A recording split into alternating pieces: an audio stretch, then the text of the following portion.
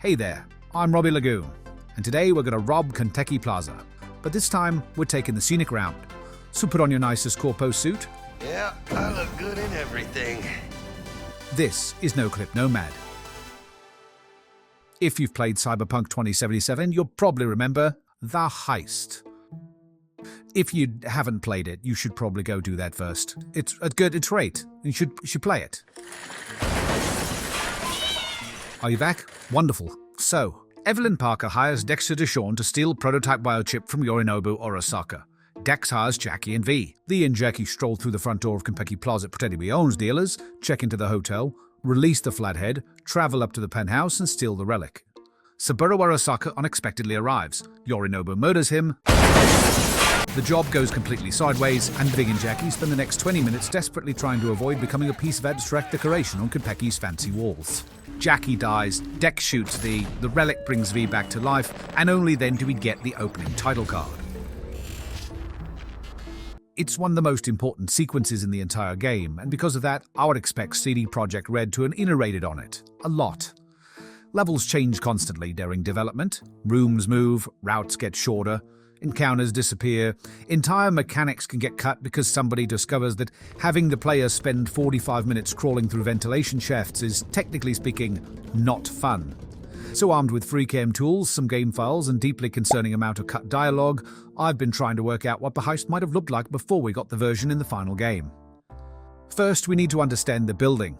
Konpeki Plaza is basically two towers connected together at various levels. The lobby is on floor 1, with the parking garage below it on level -1. The and Jackie's room is way up on floor 42. Then, much higher up is this enormous conference floor. Above that's a sort of onsen. And finally at the very top, Yorinobu Arasaka's penthouse. There are two main elevators. The north elevator is the most important because it can go all the way to the top. The south elevator can't. In the final game, you generally use the north elevator to go up and the south elevator to come down. There's also a small parking elevator connecting the lobby to the parking garage. Now before we can go inside, we first have to handle...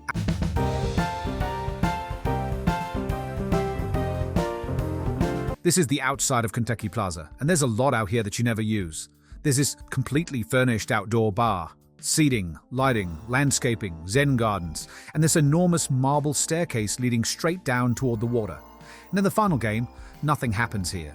Nobody sips at the bar. You never use the staircase. So let's look closer.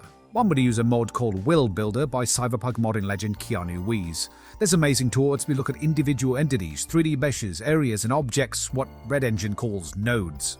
And all over the place are nodes called World AI Spot Node. These nodes indicate where NPCs are supposed to spawn or move to, but no NPCs spawn here. Well, almost none. There's these two folks who spawn under this umbrella next to the café. And no, there's absolutely no way to get anywhere near these NPCs during normal gameplay. Invisible walls block V from leaving before entering the hotel, and Konpeki's locked down after the heist. Even if you did some parkour to sneak over walls later on, those NPCs are gone. But why would V and Jackie come over there in the first place? Well, I have a theory. V and Jackie enter Konpeki under false identities. V is Hannah or Henry Conwell, Jackie is Ramón Victorino. The cover story is that they're arms dealers meeting Hajime Taki. You are here to see Taki-san, am I right? Except, Hajime Taki appears to be a real person. He's at Konpeki Plaza. If you scan him, he doesn't show up by name, but if you hang around the bar for a few minutes, he'll say, "Do you know why? Because Hajime Taki always fulfills his contract." There's emails indicating he's genuinely expecting representatives connected to Militech. Now where are those Militech bastards? They're next. I detest delays. Which makes his cover story a little dangerous, because if Hannah Conwell and Ramón Victorino were completely invented, Taki could simply say, "Who?" And then one of your old co-workers from Aerosaphic Counterintel shows up to turn you into metallic meat loot. Here's a possibility. Hannah and Ramón were real people, and perhaps an earlier version of the mission required V and Jackie to actually acquire their identities in order to enter the secured hotel with their creds. Wait, doesn't that sound familiar? In Phantom Liberty, V meets Aurora and Amirit Cassel at the Black Sapphire. Two real guests choose identities are later stolen as part of an infiltration, which is almost exactly the mechanic we'd need here. Find the people expected at the exclusive venue, remove them from the equation, and show up pretending to be them.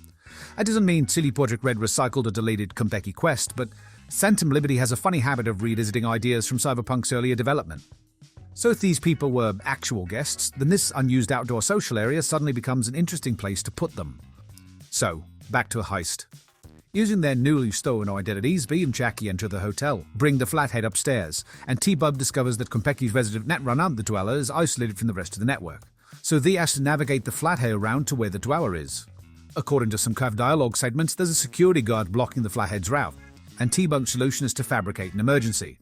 She sends a guard an alert saying there's a guest up on the 80th floor threatening to jump, and the guard leads. That's interesting because it suggests an earlier flathead sequence may have involved more manipulation of actual hotel staff. Speaking of which, there are also these unused service areas down near reception, rooms full of hotel employees that the player never needs to visit, and strangely some of these NPCs disappear right after the flathead sequence begins. I'm not ready to claim all this was definitely connected, but the older heist may have been less of a guarded spider-bot puzzle and more of a systemic infiltration where T-Bud was actively clearing people out of the flathead's path. And once the dweller goes down, our new route diverges completely. On 442, these massive renovation curtains block off part of the hotel. Normally, there's no reason to go behind them, which, as I'm sure you've learned by now, is exactly the sort of thing that makes me immediately go behind them. And back here is a hallway. Completely unfinished, and if we follow it, it crosses all the way through the building, toward the other tower, and ends right here, at the south elevator. Interesting. Instead of walking straight to Yorinobu's elevator, Lee and Jackie head behind the renovation areas, across the connecting hallway, and into the south tower. Then they ride the south tower upward, to the...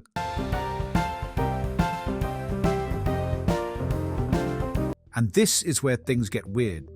Look at this place. There's trays of champagne, food laid out everywhere, conference rooms, lounges, decorations, and these large gold security gates dividing the level into sections. During the escape, some of these gates simply dictate where the player can go, except every one of them is actually capable of opening and closing, and we can do so using the unlocked Night City mud. As we open them all, the whole floor becomes this enormous open social space. Remember who's staying in the hotel? Major corporations, politicians, international diplomats, Hajime Taki, Mayor Lucius Ryan himself. In fact, this email says that Mayor Ryan isn't staying the night and should be shown to a conference room, and yet here he is in a hotel room. So I theorized that initially he was at one of these conference rooms on the 98th floor. Imagine the mission structure. Lee and Jackie walk into a room full of Night City's elite, still carrying their fake identities, and have to cross from the South Tower to the North Tower without attracting attention. All around, Night City's elite are hobnobbing, a lot like a certain other Phantom Liberty mission, which would also give the corporate disguises a lot more purpose than they ultimately have in the finished game. Lee and Jackie eventually reach the North Tower, they get into the elevator, and we reach Yorinobu's penthouse. And from there, things initially happen more or less as we remember them. Safe. Relic. Yorinobu kills his father.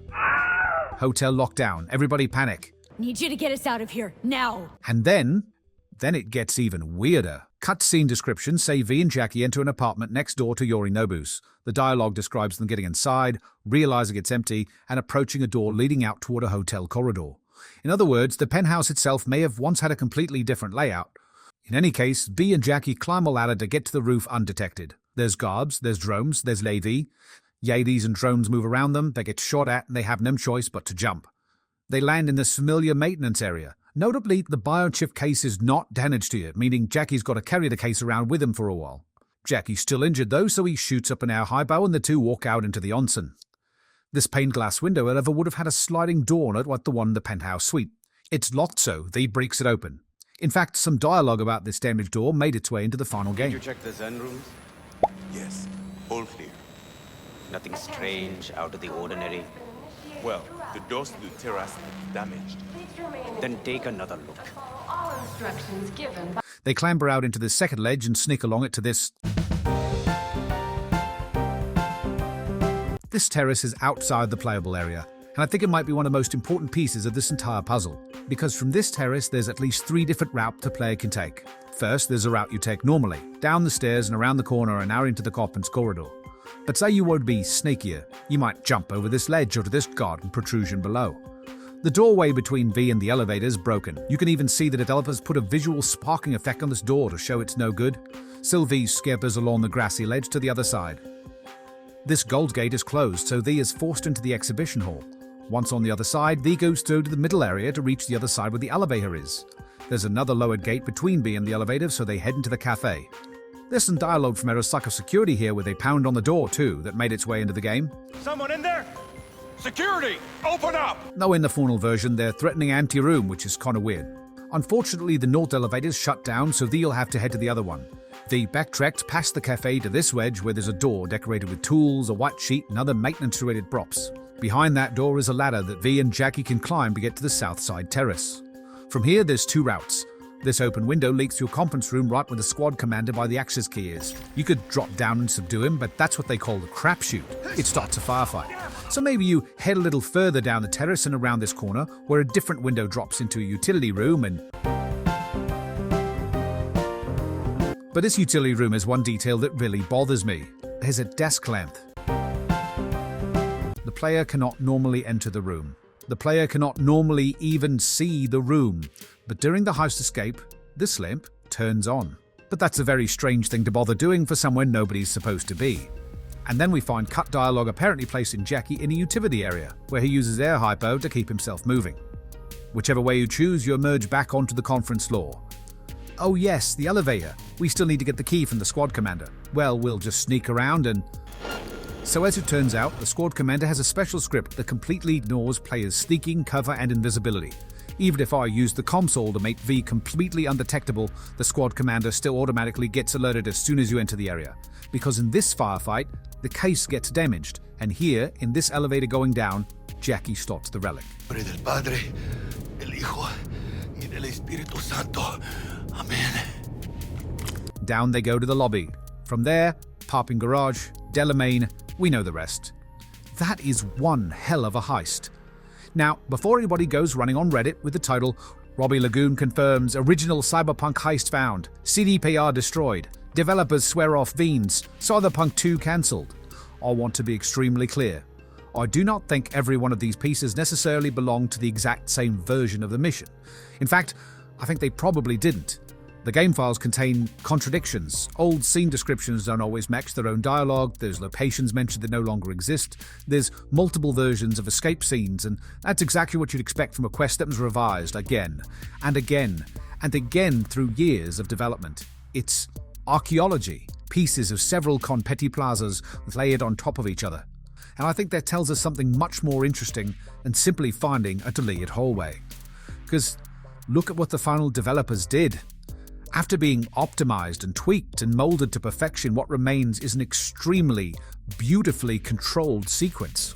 You enter Kentucky through one spectacular front entrance, a short optional social sequence in the lobby and bar, flathead, elevator, patricide, and after that, almost every second of the mission pushes you forward. Nowhere to stop, nowhere to explore, no party to navigate, no choices to agonize over, just run. And from a pacing perspective, I completely understand. What makes the heist work is how everything goes wrong.